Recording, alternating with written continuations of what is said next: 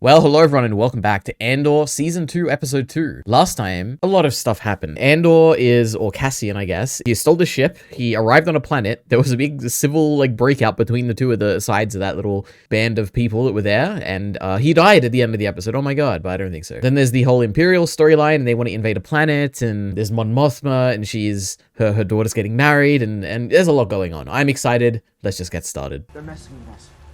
What's happening Oh my god. Was there like a thing that eats people? What? Gorman will be yours to run as you wish. You'll only answer to Krennic, and he's got no time for the results. She's gonna take over the planet. That's it.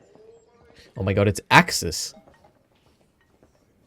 What is that? One piece. What Is it really a shandy mal? Yeah, one of them. is that? Gross, don't you think? It's probably worth more than the house. Take home, or is he not your lover? Haven't had that nonsense in a while. His wife has run off. The field is clear. He's all yours now. Stop. Man, there's so much wheat on this planet. Holy. Cassian. You'll be here. I don't know. I'm getting the vibe he's probably not going to be here, and she might die without him here. Or two look a bit moldy. That's all that's left? You voted to eat. And you should have told us no. I love this group. They're funny. How can it smell that bad that fast? Ugh. Try it. Oh god. I don't know. I don't know about this. Just Oh, there he is. That is Cyril. Oh my god. found an entry in our new screens started lining up across the room. I don't think this guy cares. Uncovered.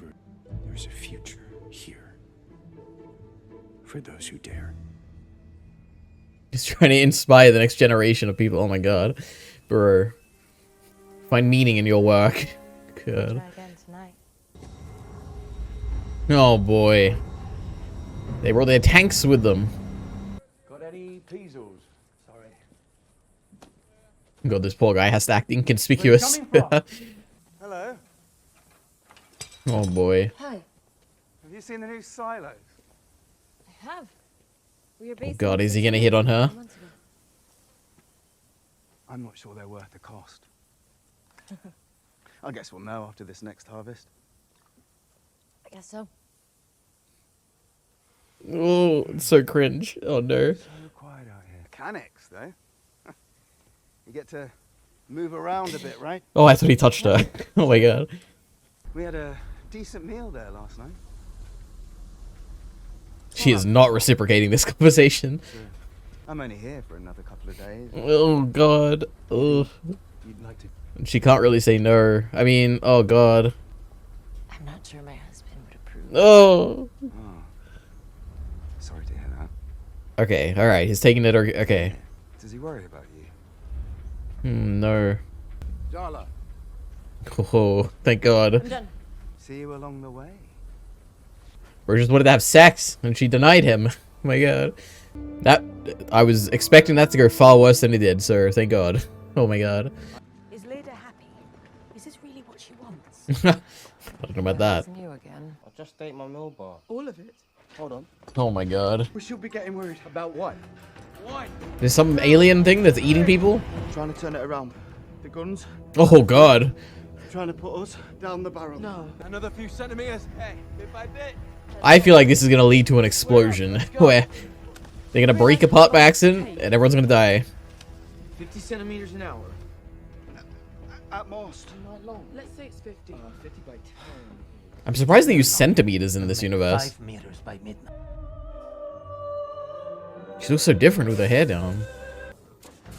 Who could be visiting her? I just got here. Oh, Cyril. Would they live together? Are they dating? Oh my god. Don't cancel again. Good reason for that. Oh, he's not happy. Oh my god. Everyone seems quite pleased with how they've landed. But not I'm him. wondering about the risk I've taken on. Please say something. Is he trying to get with her? I'm shocked. No. I'm sorry. Rebel activity soured my investments. He should not be saying this out I loud. might feel undervalued. Luthen is gonna kill this man. Oh boy. Perhaps I thought it was obvious. If I haven't, I'm sorry for that. Good music. Oh, let's celebrate. Indeed. Boy, what do you do now? Is it the Senate? What is this? Oh no, it's just some random place. Landing. Oh, landing pad for like ships and stuff. He sees all this. It's very troubling. Is there any chance he'd go to Scaldon? No, he wouldn't dare. He can't. He might. Gonna have to kill him. Speak, I have to go. Wait. I will set a meeting on Coruscant with Tay next week. We will find a number. I don't think this is gonna happen. But one of these two characters is in the original trilogy. One of them isn't. As the father of Don't say anything dumb. Sagrona. Ooh, okay. I thought that speech was gonna go sideways. Thank God. That's a lot of me in this episode, thinking things are gonna go terribly, and they haven't yet.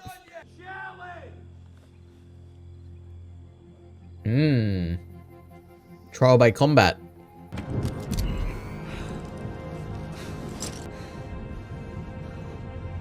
Poor Cassian. He's just stuck in this situation. This is terrible. 2, Is it gonna work? 3. Alright, alright. I don't know. I'm a bit nervous.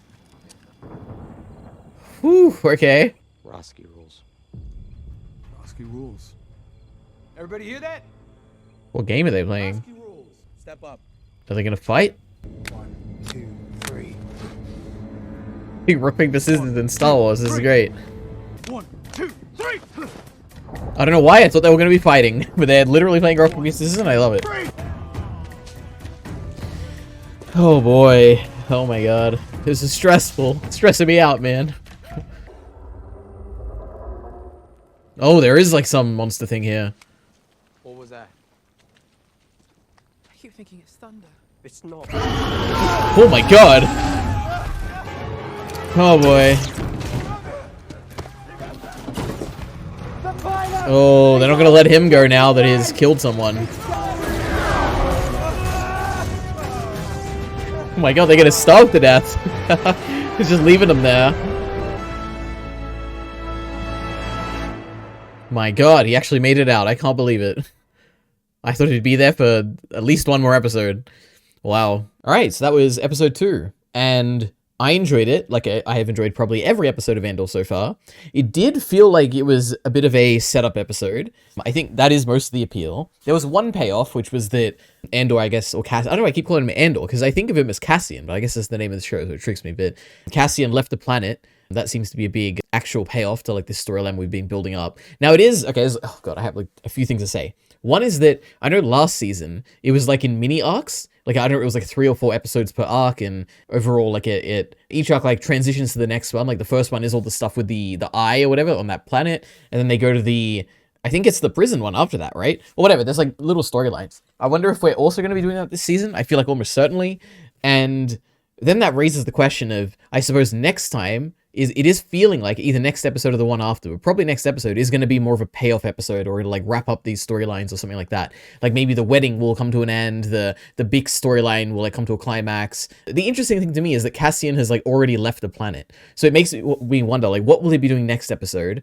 Will he be coming back here? Because there is still like unresolved storyline elements here. Like they talked about that, was it the brother, I think, who brought them here from where they were originally and then left to hypothetically like go get survivors, or maybe he just like abandoned them or something like that. There's the whole idea of Maya, who is like as far as I understand, the leader of their kind of the brigade, and some of them think she's dead, and some of them think she's like still out there and stuff. And basically there's this whole like unresolved story. They obviously ran into that big creature and they're gonna try and survive there.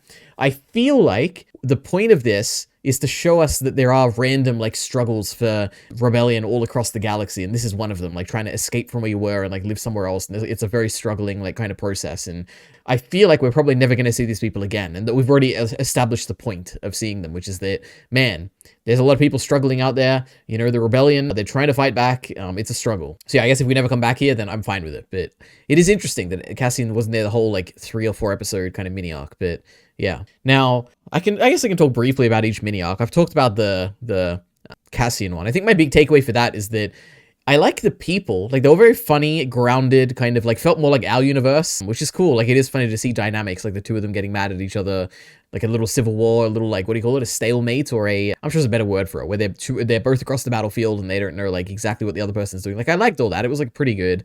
Not the most interesting. I think of all the storylines, it's probably not the least interesting. The least interesting one's probably the Bix one, but this one is probably, it's not the best. But Cassian's gone now. I found the people funny, and, we can move on. So that's that. Then I guess now we can talk about the Bix one, because I said that was probably my least favorite one. But it even has some interesting stuff. Like, nothing in Andor is too boring. Like, I enjoy all of it, I think, so far. But Bix is basically, there's a big audit going on by the Empire. They're trying to find, I don't exactly know what they're doing, but the goal is that, like, or the fact is that because they're there, they're going to identify these illegal people, and they're going to probably, put them in prison or kill them or something. And Bix is like kind of caught up in that. And probably worse than this is that she was solicited. I don't know what the correct word is, but basically a guy came up to her who works for the Empire and tried to, flirt with her with the intention of eventually having sex with her, is what it seemed to be. And she was not reciprocating that, which, good for her. But my God, in this universe where there's the Empire who, they tend to try and get their way, I'm hoping this doesn't go any further. But you know what? I feel like it probably will, because, it feels like this is a setup for a payoff that will happen next time. And I'm hoping this doesn't end in Bix's death, because I could easily imagine this happening where this is the arc which she dies and it's going to turn Cassian like more extreme or something. And I don't know, I could easily imagine that happening, but I hope it doesn't.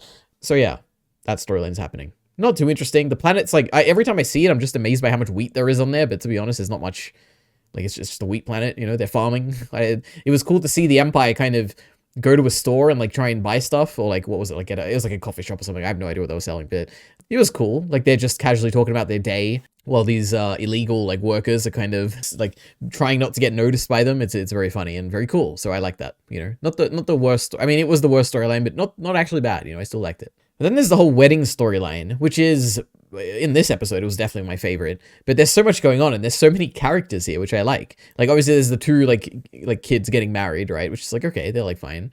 But then there's Mon Mothma and her husband, who were, like, having a kind of fallout there. And the husband's, like, kind of thinking... Because I think last season, she, like, accused him of, like, gambling or, like, some gambling addiction or something like that, right? So he's probably not very happy about that. And he kind of thinks that she is either cheating on him with the gray-haired guy, I don't know what his name is, the guy who's like, being a bit, made some financial choices that were a bit poor, it seems. But yes, there's that whole like relationship kind of breakdown going on, which I was expecting to kind of culminate in a very awkward or like bad moment during the speech, but it didn't. The speech ended up going okay, so, it is what it is. There's obviously subtext there where he's talking about, when he's talking about all the depressing kind of bad stuff that happens in everyday life. He's obviously talking about his own marriage, right? But it didn't explode into anything. It didn't make it too obvious where it was like embarrassing to anyone, or like it's not like he called out Mon Mothma or something like that, but that's happening. Then we have Luthen, who is there doing something. I'm not sure if I'm meant to have pieced it together by now, but he's like there with the mission and he was trying to do something, but I don't quite know what it is. Then you have the actual gray-haired guy who is, I don't exactly know what's happening with him, in that it's very clear what's happening, which is that, he's financially struggling. He feels like Mon Mothma hasn't appreciated him too much. And he has the blackmail of knowing about the rebellion, so he can actually, like, blackmail Mon Mothma to do what he wants. Now, what I can't tell is what he actually wants. Like, I don't know if it is, like, that he just wants more recognition or more money or, like, a better position within the rebellion, or just more respect from Mon Mothma and the people around her, or if it's something more, like, coercive, or, like, he wants to, like, get with her, like, have sex with her or something like that. Like, which it very well could be. Like, it just seemed, I don't know, I can't tell. Like, it could go either way, I could imagine. Like, is it an interpersonal relationship thing where he, like, wants her attention more? Or is it a more financial thing where he, like, wants more recognition or money from her? And I don't know. I guess we'll find out next time. But either way, there is, I don't think this guy's gonna make it out of here. Probably because Luthen is paying a very close attention to him. And I think that Luthen does not like being threatened in this way. So, yeah. There's a lot of stuff going on in that wedding, and I like it, so it's probably the best part. But then this leaves us with this final storyline, which is the Deidre and Cyril storyline. And oh my goodness, they're dating now, or at least they like seem to live together, or they seem to be a little bit like close because she like touched his face and stuff. And to me, this is very surprising. Obviously not incredibly surprising, because I think, if I'm remembering correctly from the recap I watched, Cyril saved her from almost getting like raped or something at the end of last season. So I mean, I get it, you know, maybe that was a connecting moment. And my recollection was that she kind of like even rejected him back then, like even after he saved her, but maybe I just am remembering incorrectly. But you know, they're together now, which is kind of cool. I like it. But yeah, Deidre's not very happy about her new position, her like apparent demotion. You know, she's no longer working on Axis or the rebellion, but now she has to kind of take charge of this mission to take over this planet. I don't know where this is actually heading. Like Deidre's character is an interesting one because she seems to have like, she wants to do something big. Like she wants to find the rebellion, but like, where does her story go? Like, does she just take over this planet and then like lives like comfortably, or does she fail at it and maybe like that she gets punished for it or something? Like, I just don't know. I don't know where this is going. Does she become like an eventual rebel like person? I don't think so, but maybe.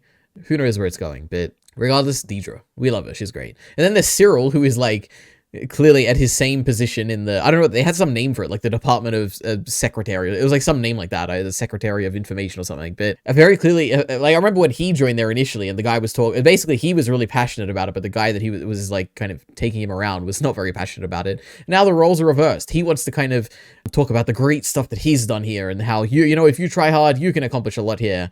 And clearly this other guy who is, you know, he's being shepherded around by Cyril does not really care about this and is just there to probably just make money at a nice, simple, like straightforward job for the Empire. So it is a good dynamic and interesting. And we love Cyril. Cyril's an interesting guy. So I hope we get more of him. And I'm sure we will. But yeah, I think that's it. Now I only have like one miscellaneous note, which is that they used metric units in this, which I don't know if this is like a thing that I've just forgotten that they use in Star Wars that's like happened before, but they talk about, they said like centimeters and meters and stuff. And I was like, this feels weird. Like it just feels weird to have like metric units in this. I feel like whenever they're talking about distance, they talk about like clicks or like, I don't know, some weird like terminology like that, or I don't know, parsecs or like some weird thing, you know, which I guess it's not really, either of those aren't really that weird, but you get my point, you know, they don't just say centimeters. But I don't know, if you're listening right now, comment, like, is this a thing that like happens in Star Wars? They say centimeters and I just don't remember, but yeah. Andor is very grounded, so I could imagine this is like the first time it's happened. It's like an Andor thing, because Andor doesn't really, like, it's certainly set in the Star Wars universe, but it follows like mundane everyday lives, and the meter centimeter thing, I think it like fits decently well. Like, it feels a bit strange, but at the same time, like, I get it.